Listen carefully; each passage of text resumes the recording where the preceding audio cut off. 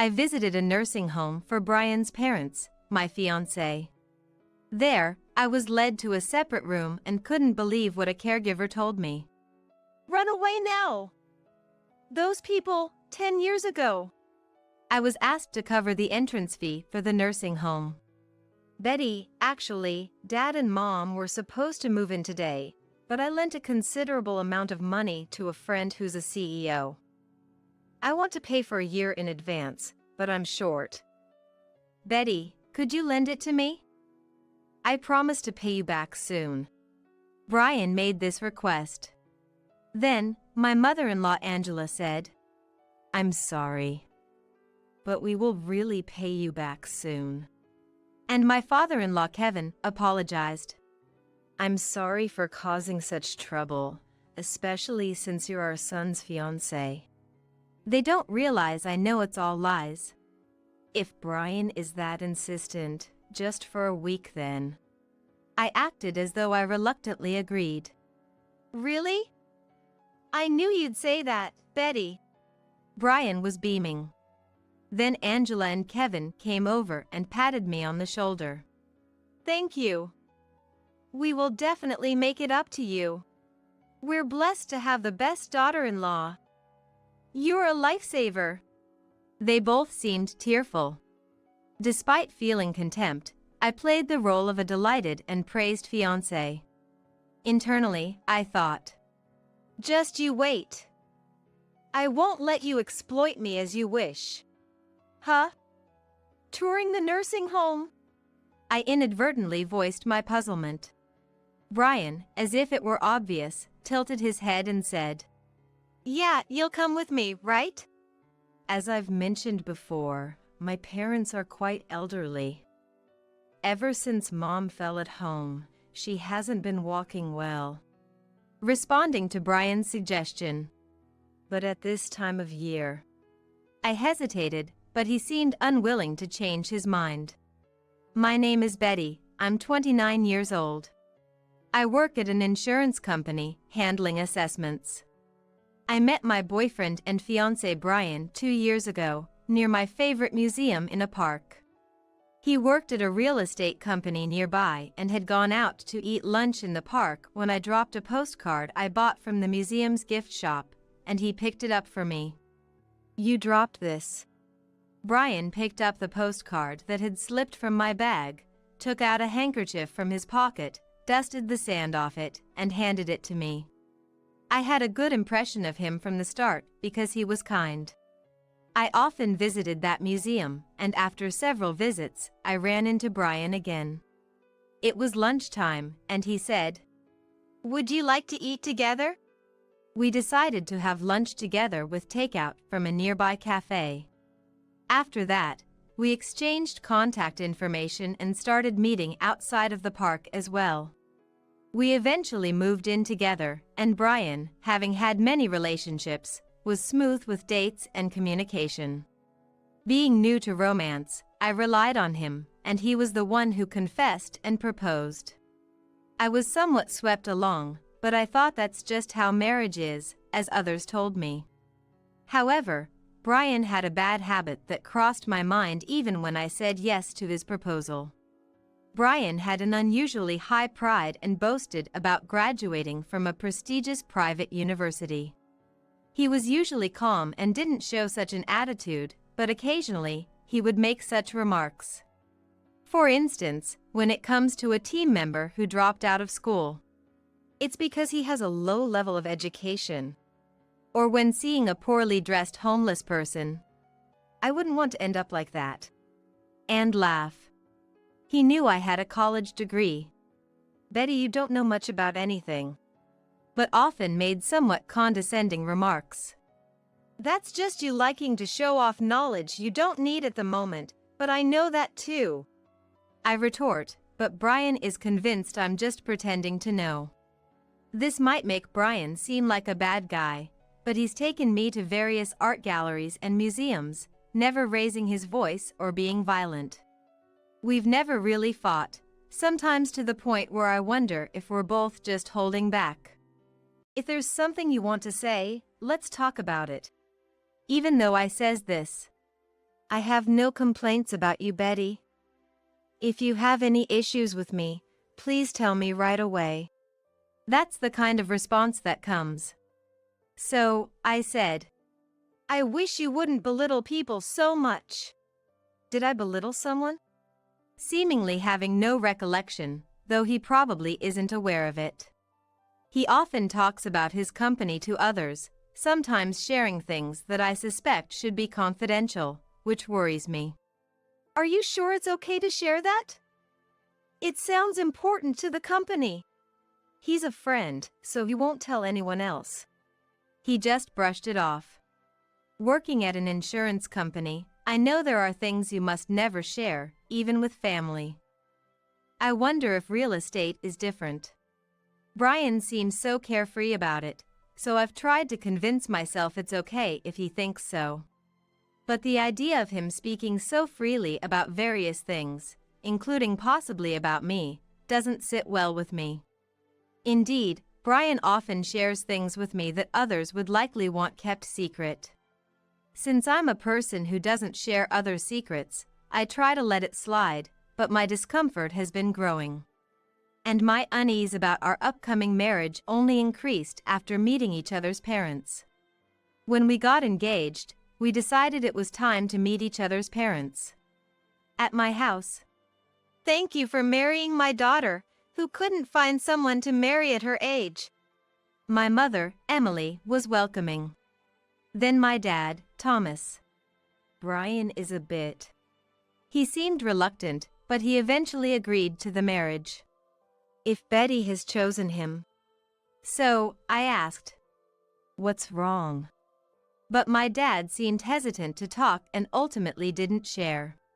When I mentioned it to my mom, Thomas just feels lonely about you getting married. She laughed it off. Given my dad has always been thoughtful, I worried there might have been something off he sensed. Brian is charming and articulate, perhaps due to his job.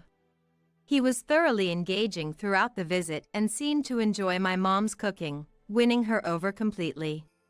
Then came the day to meet his parents for the first time. I went to his house, nervous. His home was as spacious and nice as he said it would be. It might just be me thinking it looked like what nouveau riche would build. The color scheme was flashy, and it stood out in the quiet residential area. When I rang the doorbell, "Welcome." A welcoming future parent-in-law greeted me. I could see ostentatiously expensive furniture inside, which was off-putting. Betty. You like art, right? We have quite a bit of that here. Take a look around. Brian said, but honestly, it wasn't to my taste, and I didn't find it interesting. However, I didn't want to criticize someone else's interests, and thinking it looked nouveau riche might just be my prejudice. Rethinking my approach, I faced his parents. Nice to meet you, I'm Betty. Please accept this. I greeted them politely and offered a gift. It was a cake from a famous bakery. I chose something that would appeal to people around Brian's parents' age. They were overly delighted by it, which was a relief. Thank you. We wouldn't buy this for ourselves. Laughing, his mother says, I'll go cut it. She said and stood up. Do you not like sweets? I asked his father. Of course. I love them. He replied with a smile. At that moment, I thought they seemed like nice people. However, when the future mother-in-law returned with a tray of sliced cake, I was taken aback. Here you go. There were 4 small plates on the tray. She placed it in front of everyone. What's this about? I wondered internally. The cake I brought was meant to be cut and served. Each plate had 2 slices on it. But my plate had only 1 slice, and it was much thinner than the others. Seeing me frozen, "What's wrong?" Brian asked. It's nothing. I managed to say after a struggle. Maybe they just mixed up their slice and mine. My mom often serves herself less when we have guests, out of politeness. but glancing at his mom, she was enjoying her 2 thick slices of cake. Ah, this cake is delicious. Thank you, Betty. Oh, Kevin. Would you like some more? Angela noticed Kevin's empty plate and asked. Then Brian said, I'll have some more too. Could you cut it a bit thicker this time? You've always been a big eater. Angela laughed and stood up. She took my plate along with the others, but only 3 returned. Angela, Kevin, and Brian's plates. Without even asking if I wanted more, my plate was cleared away. The conversation continued, and they finished the entire cake, but I was only given that first thin slice. Of course, since it was a gift, it wouldn't have mattered if there wasn't a piece for me, but isn't it normal to at least ask if someone would like more? I wondered if it was just me as my first visit came to an end. However, my distrust, or rather the feeling that something was off with my future in-laws, only grew. That feeling became definitive when we went to tour the nursing home. Brian had previously mentioned, I won't let them be cared for at home. They both want to live in a facility. I was reassured by that. Since my parents also said they didn't intend to burden me, we planned to continue living in our current home, just the 2 of us.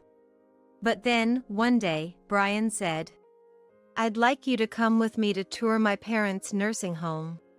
I was surprised. Why should I be there when we're not even married yet?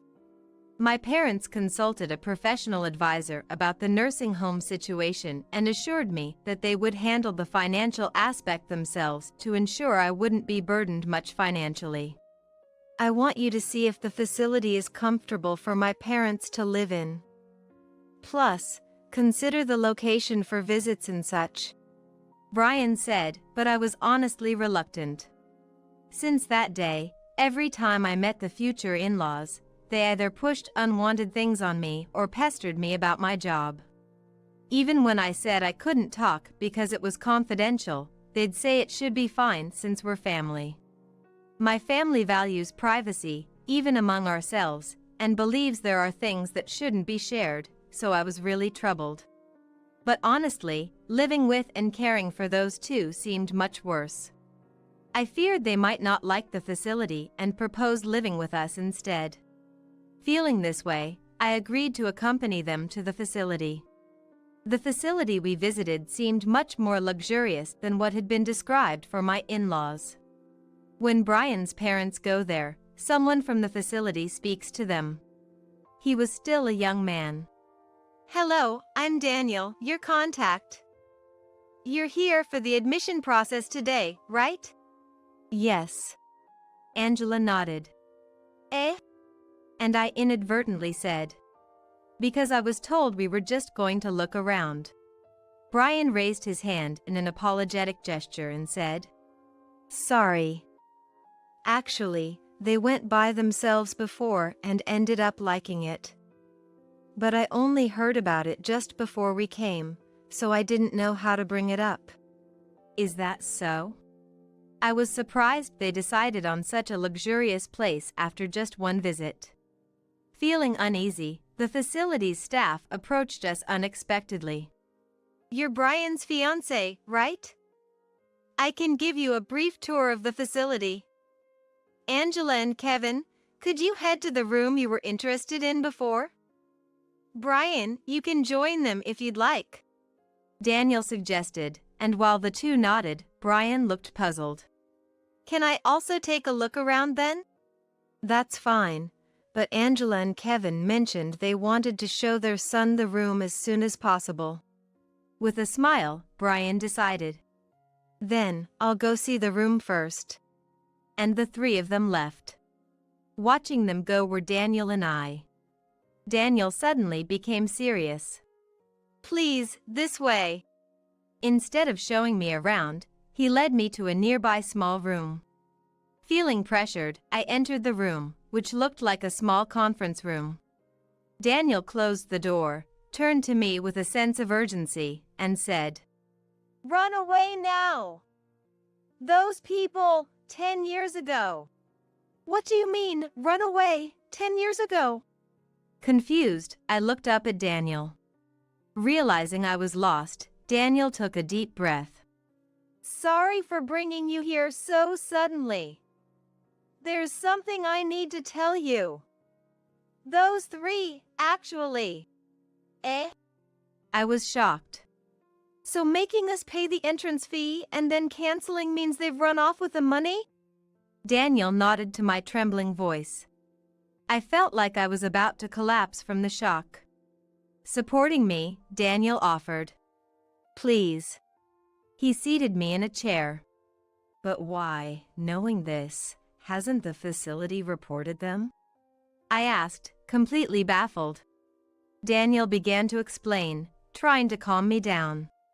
Please, calm down. First, I believe I'm the only one at this facility who knows they're the culprits of a scam. The incident from 10 years ago happened at a different facility. At a different facility? Then how do you know about it? Daniel said. It was when I was still a child. I used to visit my grandfather, who was living in a nursing home, and there I saw those three people and another woman. I think I accidentally wandered into a room while trying to find my way, where they were. Driven by innocent curiosity, Daniel peeked into the room and understood that the woman, named Barbara, was about to pay the entrance fee for the future in-laws. The three seemed genuinely sorry, saying they'd only borrow the money for now and apologized for the sudden inconvenience. Probably, due to some reason, they ran out of money, and the fiancé ended up paying. Losing interest, Daniel returned to his grandfather's room, but later saw the woman crying at the entrance, yelling at a staff member. Do you know where Brian and his parents are? It's my money. Why hasn't it come back to me? She was saying this. So, I asked a staff member I was friendly with, and apparently, Brian and his parents had come back to cancel their admission and left. They probably somehow managed to take the fiancé's money. But that was all done through official procedures, so the facility couldn't report it. It had to be the fiancé who did. Daniel thought it was unfortunate for the fiancé, who would inevitably catch them. After that, I got interested in working in care and started working at this facility. But I never imagined those three would continue committing the same crime without getting caught. I was simply stunned by Daniel's story. Everything was done to take money from me from the very beginning.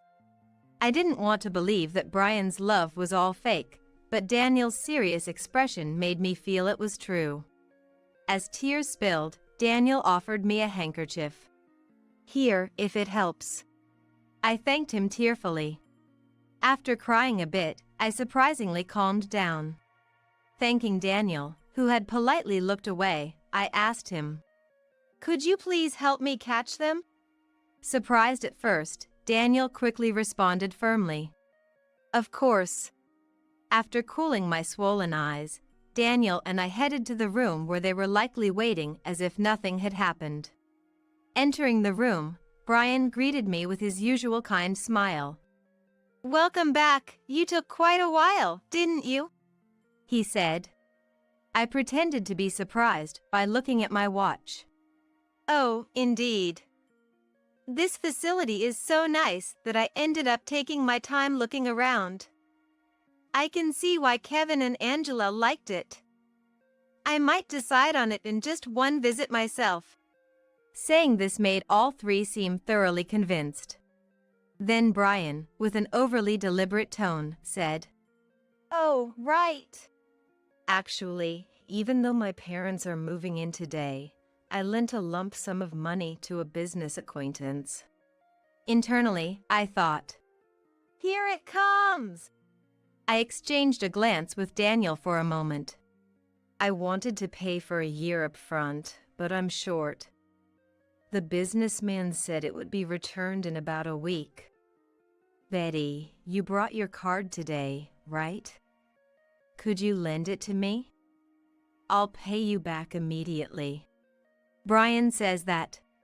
And then Angela adds, I'm sorry, but we will really pay you back soon. She said to me, and Kevin apologized to me. I'm sorry for causing such trouble, even though you're our fiancé. They don't know that I'm aware all of it is a lie. Just you wait.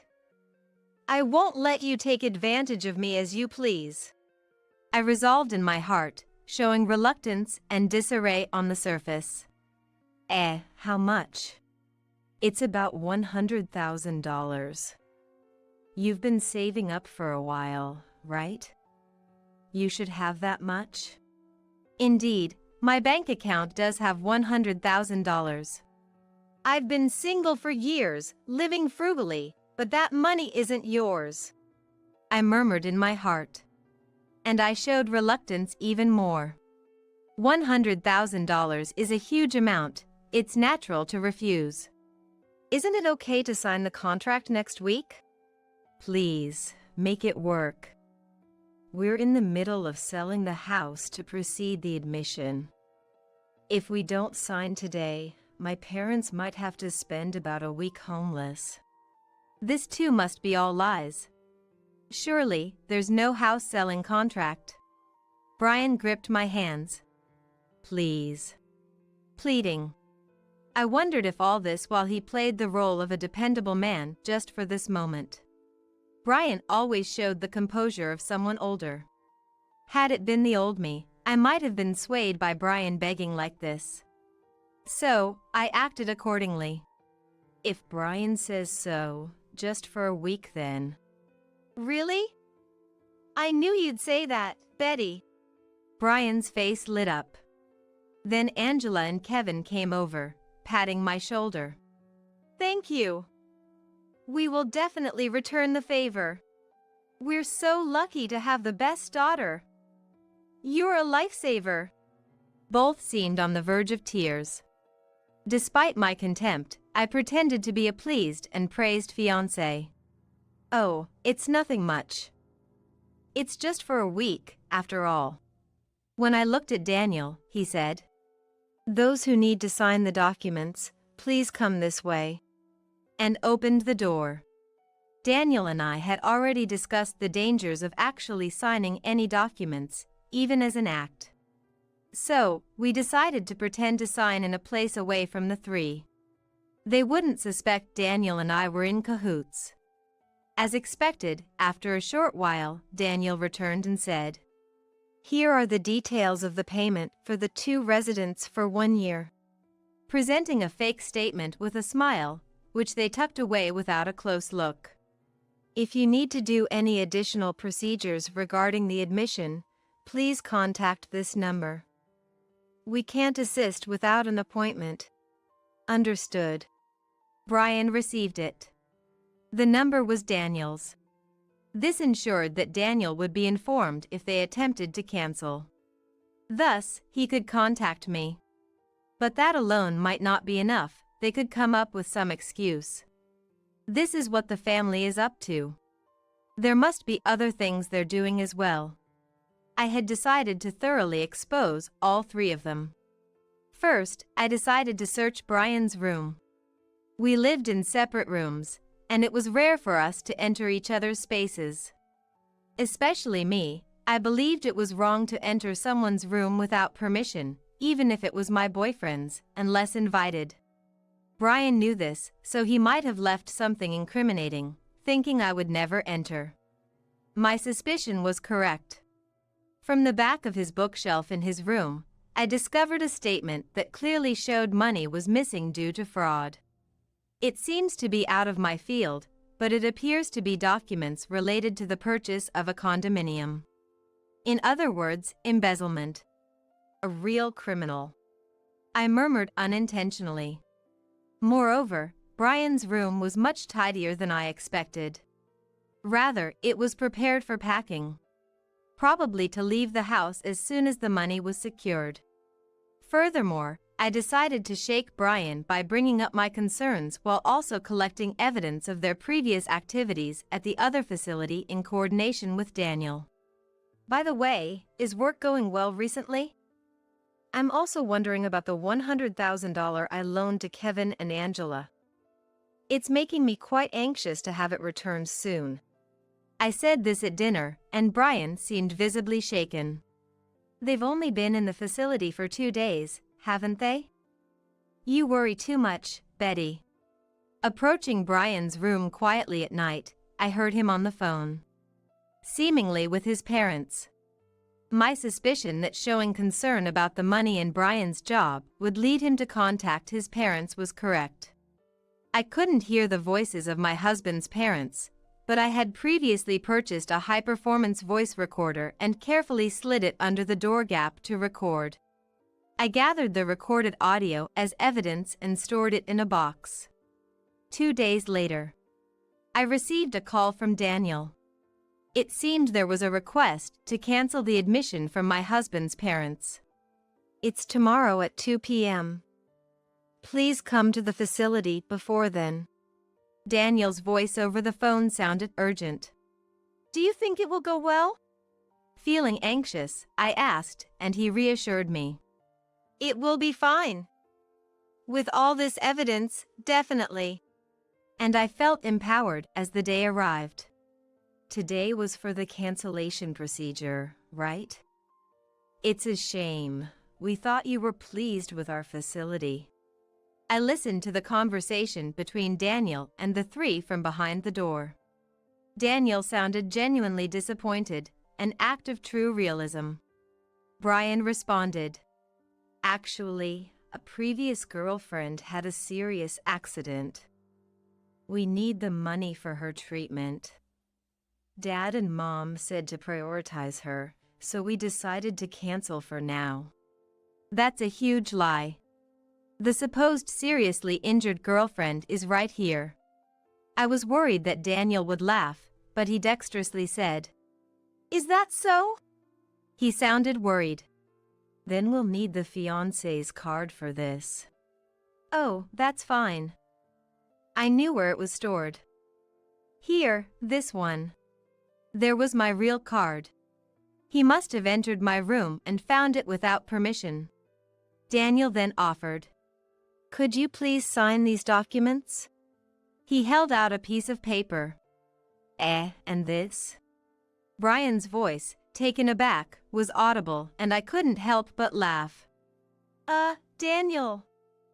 This is just a blank sheet, right? Yes, it's blank. Exactly. Since there was never an actual contract, there's nothing to cancel. Hey, what's this about? Are you kidding me? Brian, who had never raised his voice in front of me, was angry. Unable to contain myself any longer, I stood up and revealed myself. It's not a joke at all. There was never a contract to begin with, so there's nothing to cancel. A blank sheet is perfectly sufficient for a non-existent cancellation. Betty! The three looked at me in surprise. I stepped forward and laid out the evidence before them. Here, this is a copy of the lump sum payment document you had someone else sign 10 years ago. The sudden accident and withdrawals from the joint bank account are exactly the same. What are you talking about, Betty? Ignoring Brian's bewildered look, I then showed the real estate statement found in Brian's room. And this is evidence of your embezzlement. I've already sent it to your company, so you should be thankful. Brian's face turned pale at that. His parents began to clamor, asking what this all meant. Their uproar was ludicrous. You've been deceiving me, Betty. If this gets to the company, I'll be fired. Yes, Betty. What is Brian supposed to do now? And how are we supposed to live? Their successive complaints utterly exasperated me. I took out the voice recorder and played its contents at high volume. That's okay. We're already preparing to escape. We can leave any time. She was a bit more cautious than the last woman, but it was easy. Really, deceiving people for money is the way to go. Such voices were recorded. What to do? You all are going to prison, you criminals. Taking people's money through deceit is despicable. As I shouted with all my might, Brian aggressively approached me. What did you say? His hand was raised. Bracing for the blow, I shut my eyes and tensed up, but the impact never came. Looks like we're about to add another crime to the list. Let go! Daniel had restrained Brian. At that moment, the police, who had been called in advance, burst into the room. This low-educated woman. Have you forgotten the kindness I've shown you for 2 years? Brian was still yelling as the police subdued him. I couldn't help but snort in disbelief at his words. Low-educated? Whose? When I mentioned the university I attended. That can't be, Brian muttered. The name of the university I attended was far more prestigious than Brian's. I never thought it was worth mentioning, especially not to Brian, believing it wouldn't make any difference. What does academic background have to do with character anyway? If going to university makes someone respectable, then thanks to you, I can confidently say that's not the case. With that, I laughed, and Brian fell silent, unable to say anything more. Eventually, the three were arrested, and I moved out of the house I shared with Brian. Though I felt a bit of nostalgia for the house, I wanted to cut ties with those three more than anything. When I told my parents everything, they were extremely worried and scolded me for not relying on them sooner. My dad, who had been somewhat hesitant about the marriage, confessed. I've had a bad impression of Brian since then. I should have spoken up sooner. To my dad's regret. It's not your fault, Dad. They are the ones to blame. I reassured him. I was almost proud of my dad's judgment. My mom said, I once said I wanted him to marry my daughter, but I take it back. If I see him again, I'll kick him. My dad and I laughed together at that. After the ordeal, I started dating Daniel. Despite the unusual way we met, Daniel turned out to be a very sincere person. Though he's younger, we do argue at times, but we also engage in meaningful discussions, something that was refreshingly absent in my relationship with Brian. It made me realize Brian was truly only interested in me for money, without any consideration for our future. Daniel wasn't initially interested in museums or art galleries, but knowing I enjoyed them, he started to share this hobby with me. He's more of an indoor person, preferring to read books or play video games at home. His interest is in story-driven games, exploring different worlds through them. I said that the game was surprising considering his healthy appearance. I enjoy discovering new worlds through games with good narratives. He was answered. I have no connection to the game. I see. I didn't know you could enjoy games that way.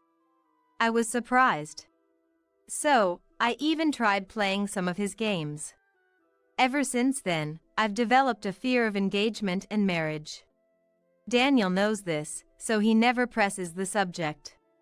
However, when my parents visited my area, they met him in what was like a casual greeting. Despite his nervousness and difficulty speaking, my parents thought highly of him. My dad, contrasting his opinion from Brian's time, why not get married soon? Even suggested. If I hadn't met Daniel, I might have been at a low point in my life, but now I feel incredibly fortunate. I hope to overcome my fears eventually and spend my life with him. My name is Grace. I'm a 28-year-old fashion designer. After high school, I went on to vocational school and then landed a job at a design company. 2 years ago, I took a leap of faith and became an independent freelance designer. In the beginning, clients were hard to come by, but thankfully, we live in a convenient world nowadays. I designed a few pieces and decided to sell them in an online shop. To my surprise, they sold like hotcakes, and I even partnered up with some companies. Sales are good. I have a younger sister named Ava who's only a year younger than me. Growing up, Ava was always the smarter one, so she used to look down on me a bit. When I was in first grade, she'd peek over my shoulder while I was studying and say, "What's that?" When I'd tell her it was homework, she'd throw a tantrum, saying, "I want to do it too." My mom had to copy my homework just to get her to quiet down. Initially, Ava enjoyed doing it with my help, but she soon started to finish before me. Even worse, she got better scores. So by the time she hit elementary school, she was outperforming her peers in academics. Our parents were super impressed with her intelligence and got her a private tutor, starting from the first grade. She was encouraged to study everything. I wasn't fond of studying, so I envied how Ava could solve any problem so quickly. As for me, I was drawn to the crafts my mom and dad did as a hobby.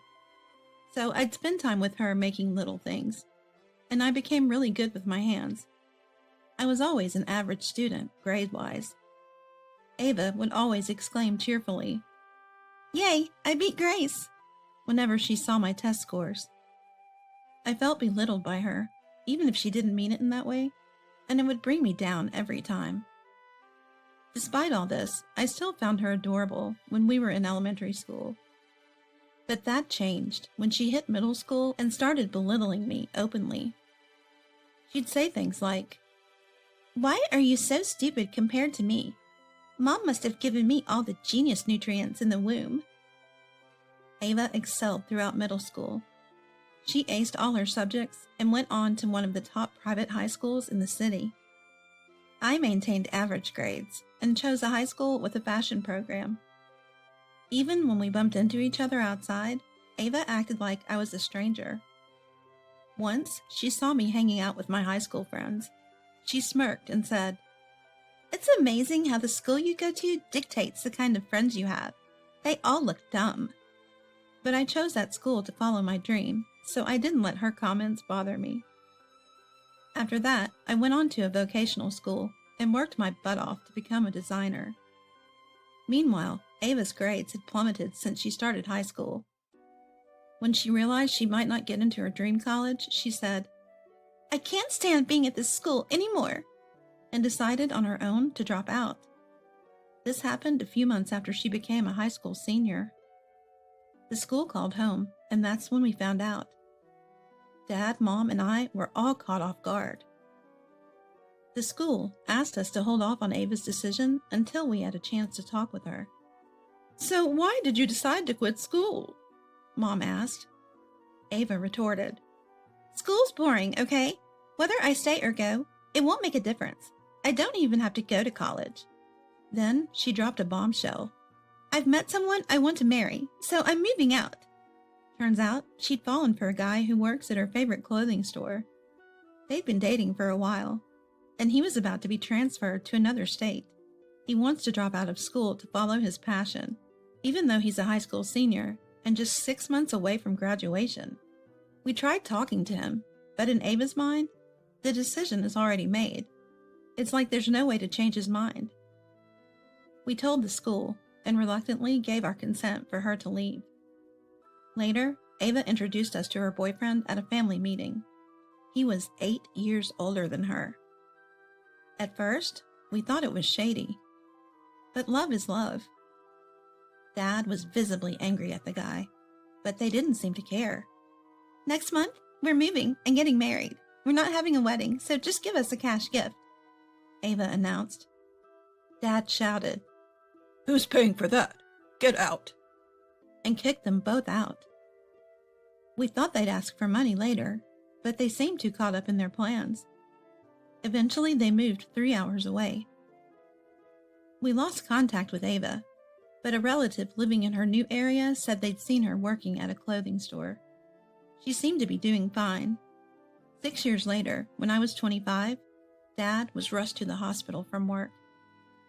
I left my job early and met Mom at the hospital.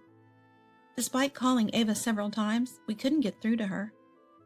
Reluctantly, I left a message saying Dad had collapsed and went to his hospital room. Dad was 54 at the time. He was diagnosed with stomach cancer. After some tests, luckily, it seemed there was no spread to other parts of the body, which was a relief. I got a call from Ava on the day of Dad's surgery. Grace, long time no talk. How's Dad doing? Things look bad? She asked cheerfully. Caught off guard, I managed to say, Where were you when Dad needed you? We tried reaching you multiple times. He's fine and about to go into surgery. He'll be in the hospital for a while. You should come visit. I urged Ava to visit Dad and hung up the phone. The surgery was successful. They removed part of his stomach and decided to monitor his progress. Knowing I couldn't leave my emotionally fragile mom alone, I quit my job to work freelance. Being able to work while staying close to Mom and Dad meant the world to me. Though Dad was recovering well, he got sick again 2 years later. By then, the cancer had spread, and he was given a terminal diagnosis.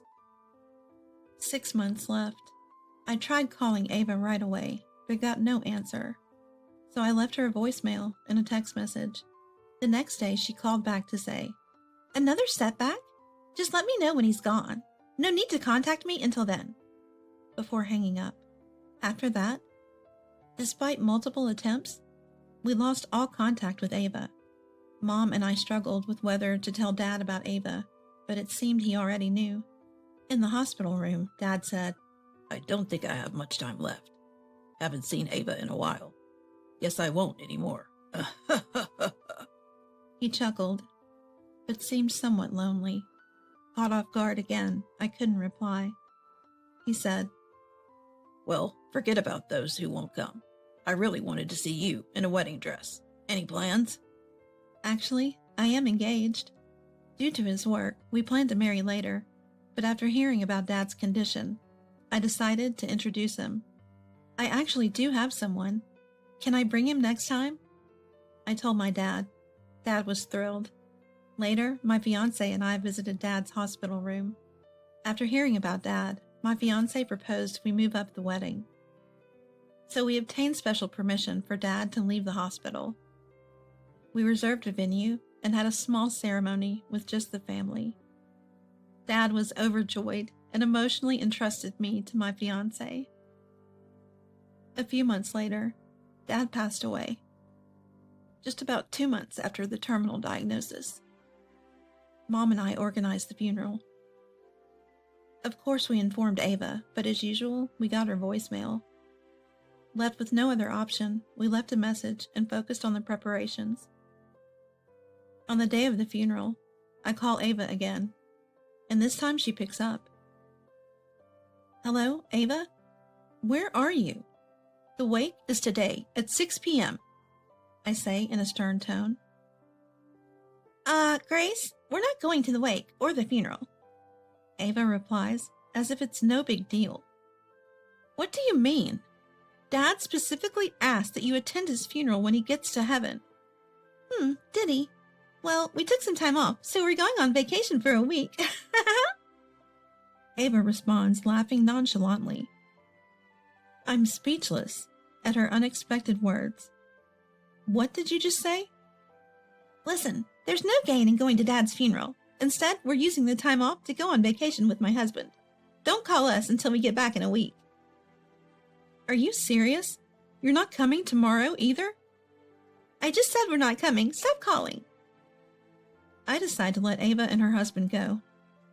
All right, fine. Safe travels. The funeral proceeds without Ava and her husband and ends without a hitch. We finish the memorial service and return home with Mom and my husband, just as Ava and her husband arrive in a taxi. Hey, Dad is finally gone. That's the first thing she says after not seeing us for about 10 years. Mom starts to cry at her words, and I'm just dumbfounded. I leave a sobbing Mom with my husband and sit down with Ava and her husband to talk. Got anything to drink? I'm thirsty. My brother-in-law immediately asks. My brother-in-law is actually 7 years older than me, so it feels a bit odd. Haven't seen this guy in about a decade. What are these two thinking? Even though I feel uncomfortable, I serve them coffee. They begin talking without even glancing at Dad's altar.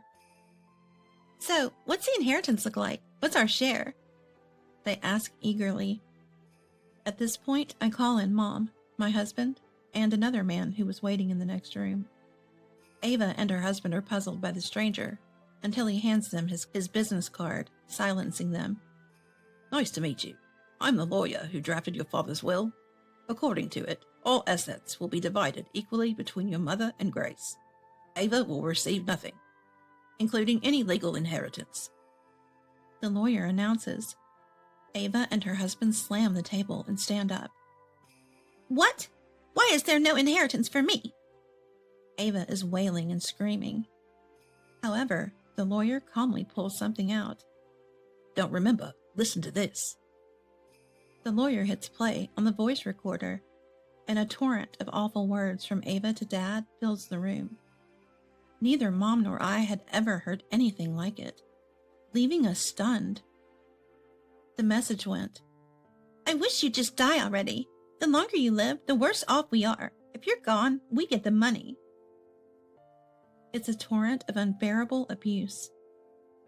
Despite never visiting him in the hospital, she's been leaving these kinds of messages on his voicemail daily. Upon hearing this, Mom was devastated. I couldn't hold back my anger. You said these things to Dad, who was battling his illness? That's not human.